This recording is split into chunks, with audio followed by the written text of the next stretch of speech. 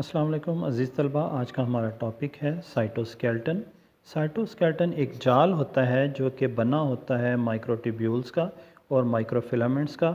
Microtubules turbulent protein के बने होते हैं और ये सेल्स की शक्ल बरकरार रखने में मदद देते हैं। इसी तरह फ्लैजेला और सिलिया की भी साख्त बनाते हैं।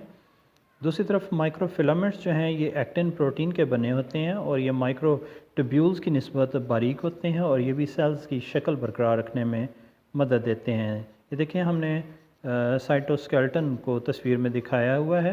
ये एक सेल है जिसमें सेल के बाहर की तरफ कवरिंग यानी प्लाज्मा मेम्ब्रेन है। सेल के साइटोप्लाज्म में मौजूद गोल्जी बॉडीज़ और ये माइटोकॉन्ड्रिया हमने दिखाए हैं ग्रीन कलर से। इसी तरह इस सेल का जो साइटोप्लाज्म है इसमें माइक्रोफिलामेंट्स और माइक्रोट्यूब्यूल्स मौजूद हैं। माइक्रोफिलामेंट देखें, हमने यहाँ पे ब्लू कलर का एक जाल सा दिखाया है। ये माइक्रोफिलामेंट जो कि एक्टिन प्रोटीन के बने हुए हैं। इसी तरह ये ट्यूब की शक्ल की नालियाँ सी हैं माइक्रोट्यूब्यूल्स, जिन्हें ग्रीन कलर में हमने दिखाया है। ये ट्यूबुलेंट प्रोटीन की बनी हुई हैं।